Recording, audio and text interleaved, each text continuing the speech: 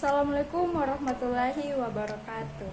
Halo semuanya, saya Serlina Febrianti dari Program Studi Pendidikan Antropologi Angkatan 2023 Universitas Negeri Makassar akan membagikan edukasi mengenai teori Marcel Mauss yang pastinya akan bermanfaat dan menjadi pelajaran untuk kita semua.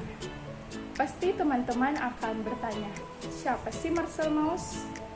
Marcel Mauss yang lahir pada 10 Mei 1872 dan wafat pada 10 Februari 1950 adalah seorang sosiolog dan antropolog Prancis yang dikenal sebagai Bapak Teknologi Prancis. Sebagai keponakan Émile Durkheim, Mauss dalam karya akademisnya melintasi batas antara sosiologi dan antropologi. Marcel Mauss merupakan seorang veteran yang berjasa pada Perang Dunia Pertama. Mauss menikmati karir produktif yang mencakup kolaborasi profesional dengan pamannya di Annales Sociologiques. Dilanjutkan dengan perkuliahan di bidang etnologi dan studi agama di dua universitas Prancis. Pertama di Institut Etnologi dan kemudian Collège de France. Mauss adalah seorang Durkheimian sejati dan perhatian utamanya adalah untuk memahami sifat terstruktur dari kohesi sosial yang ia ambil untuk diwujudkan dalam serangkaian prinsip mental umum yang merupakan fakta sosial total. Saat ini, yang mungkin lebih dikenal karena pengaruhnya pada disiplin ilmu yang terakhir, khususnya berkenaan dengan analisisnya terhadap topik-topik seperti sihir, pengorbanan, dan pertukaran hadiah dalam berbagai budaya di seluruh dunia. Salah satu sumbangan Mauss yang paling penting adalah mengalihkan fokus dari konsep pikiran kelompok Durkheim ke pikiran individu. Dalam skema Mauss, struktur dasar pikiran individu mendahului struktur dasar pikiran kelompok dan pada gilirannya mendahului struktur dasar dunia luar. Mauss sangat tertarik pada struktur dasar praktik pemberian hadiah. Baginya, memberi hadiah adalah pertukaran atau dua timbal balik yang beroperasi sesuai dengan prinsip resiprositas dasar. Memberi, menerima, dan membayar kembali. Lalu, bagaimana Mauss menjelaskan konsep resiprositas dalam pertukaran sosial? Marcel Mauss, seorang sosiolog dan antropolog Prancis, dikenal melalui bukunya The Gift pada tahun 1925 yang membahas konsep pertukaran sosial dan hubungan antar individu dalam budaya. Penjelasannya yang paling terkenal diungkapkan dalam esainya The Gift di tahun 1924 yang menunjukkan bahwa tindakan pemberian hadiah yang tampaknya spontan diatur sesuai dengan aturan mental resiproritas yang mengikat semua pihak dalam pertukaran.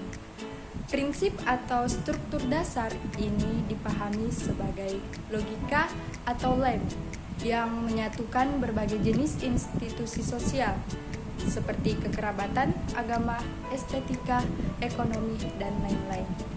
Oleh karena itu, fenomena pemberian itu secara sosiologis ditafsirkan sebagai perwujudan prinsip dasar kehidupan sosial, terletak di persimpangan berbagai ranah kehidupan sosial dan di dalamnya terkandung berbagai jenis makna. Mauss mengidentifikasi 3 obligasi utama dalam pertukaran. Pertama, memberi. Pada awalnya, seseorang memberikan sesuatu kepada pihak lain. Ini menciptakan kewajiban bagi penerima. Kemudian yang kedua, menerima. Penerimaan hadiah menciptakan tanggung jawab sosial untuk membalas. Yang ketiga yaitu membalas. Penerima diharapkan untuk memberikan kembali sesuatu di masa depan sebagai bentuk penghargaan atau sebagai balasan. Mauss memulai dalam bab 1 dengan tesis bahwa setiap pemberian pasti membawa kewajiban untuk membalasnya pada waktu lain. Lalu bab 2 menyoroti masyarakat terbelakang dan menunjukkan bagaimana budaya memberi merupakan unsur pokok dalam struktur sosialnya dan perputaran harta. Kemudian dalam bab 3 ia berpindah fokus ke beberapa peradaban kuno seperti Roma dan India dan mencari beberapa struktur sosial yang mirip dengan suku-suku tradisional kontemporer. Akhirnya, bab 4 melacak berbagai jejak peninggalan dalam budaya Eropa modern dan memberikan beberapa kesimpulan umum. Mauss mengatakan bahwa dalam masyarakat kuno ada dinamika pemberian yang ia sebut sebagai pemberian secara menyeluruh atau total prestation. Walaupun penggunaan istilah ini sangat rumit, istilah total atau menyeluruh di sini mengandung dua makna. Pertama, pemberian bukan hanya di antara individu dan individu lain, tetapi antara golongan seperti keluarga atau suku. Kedua, pemberian ini total karena tidak hanya terjadi dalam bidang ekonomi, tapi mempengaruhi segala bidang sosial dalam masyarakat tersebut, seperti hukum, moral, adat, dan agama. Pemberian dan pertukaran antar manusia tidak terpisahkan dari relasi dan dinamika sosial. Ia menunjukkan bahwa dalam masyarakat kuno, pemberian berfungsi sebagai pemberian secara menyeluruh yang mempengaruhi berbagai bidang sosial termasuk hukum dan moral. Pemberian dianggap tidak ikhlas jika tanpa pamrih dan menolak untuk membalas dapat dianggap sebagai penolakan persahabatan. Contoh yang diberikan termasuk pertukaran hadiah pada saat Natal dan sistem kula di Polinesia, di mana pertukaran barang memperkuat hubungan sosial. Meskipun ekonomi modern lebih berfokus pada transaksi uang, aspek ekonomi pemberian masih ada, di mana pemberian menciptakan kewajiban sosial untuk membalas. Misalnya budaya memberi kado pada ulang tahun. Memberi kado yang mahal atau sangat berharga menunjukkan keakraban. Jikalau si A memberikan si B kado yang mahal pada ulang tahunnya, tapi nanti pada ulang tahun si A, si B hanya memberikan sesuatu yang terasa receh, pasti si A akan tersinggung karena pemberian itu menunjukkan ketimpangan dalam hubungan tersebut.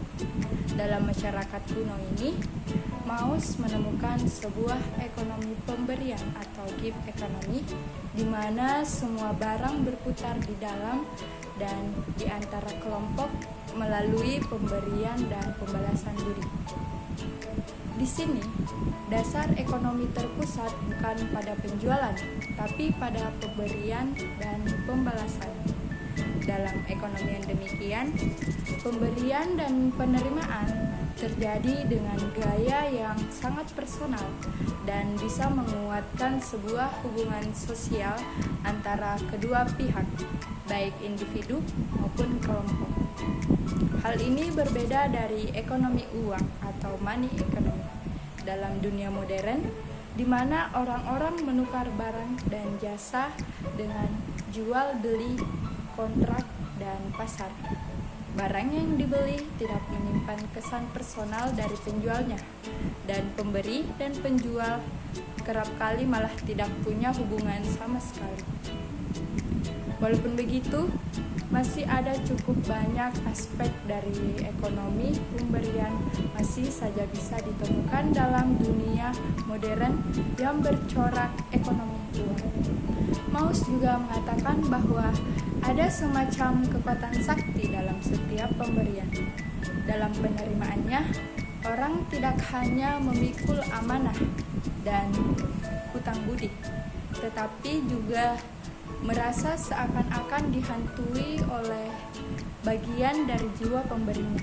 Ini yang menguatkan rasa kewajiban untuk membalas. Orang bisa merasa digenggam atau processed oleh sebuah pemberian yang sudah diterimanya dan belum dibalas. Ini juga masih bisa dilihat dalam kehidupan modern.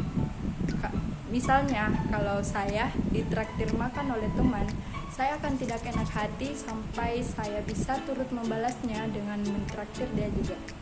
Apa sih makna tersirat yang terkandung dalam setiap pemberian menurut Marcel Mauss? Marcel menekankan bahwa setiap pemberian mengandung makna tersirat, bisa berupa tuntutan balas budi pada masa depan, atau juga untuk menetapkan hubungan tertentu seperti dominasi ataupun belas kasih. Argumen ini mengandung kritik tersirat terhadap ideologi liberalisme dan kapitalisme. Mauss mengedepankan argumen tersebut secara universal dengan merujuk kepada banyak contoh dari yang ia sebut sebagai masyarakat kuno atau archaic society. Kategori ini sebagian terbentuk dari pengetahuan dari sastra peradaban-peradaban kuno seperti Roma kuno, India kuno, dan Cina kuno. Tapi Mauss paling banyak merujuk kepada masyarakat-masyarakat yang masih ada pada zamannya, tapi dianggap terbelakang atau primitif, seperti penduduk Kepulauan Andaman, Melanesia, dan suku-suku asli Amerika, wilayah barat laut, disebut juga daerah Pasifik Norwest. Semua kelompok ini digolongkan dalam satu rumpun karena Mauss berparadigma evolusioner yang menganggap bahwa semua masyarakat manusia bisa ditempatkan pada satu lini masa besar menurut tingkat kemajuannya, yang berarti masa kininya suku kepulauan dianggap setipe dengan masa lalunya Eropa. Paradigma evolusioner ini sudah cukup dikritisi sebagai neraca yang rasis dan etnosentris yang mengukur segala rupa kebudayaan dengan standar Eropa sebagai standar teladannya. Teori ekonomi liberal sebelumnya berasumsi bahwa dalam masyarakat primitif, semua orang akan serakah dan enggan berbagi. Teori ini menjadi landasan legitimasi kapitalisme karena individualisme digambarkan sebagai fitrah manusia. Pemikiran kapitalis mengklaim bahwa naluri manusia secara alami akan mencari keuntungan sendiri, greeds, keserakahan yang memotori perekonomian kapitalis, bukan membangun dan menjaga tali silaturahmi dengan memberi. Akan tetapi, Mauss menunjukkan bahwa pemberian dan pembagian harta merupakan fungsi utama dalam para masyarakat kuno ini. Ini digunakan untuk membuktikan bahwa kehidupan ekonomi manusia yang aslinya sebenarnya lebih bersifat kolektif daripada terdiri dari individu-individu mandiri.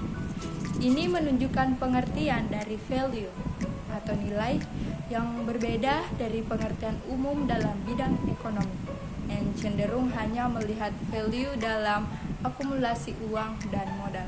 Mauss menunjukkan bahwa dalam ekonomi pemberian, value dipusatkan pada hubungan sosial.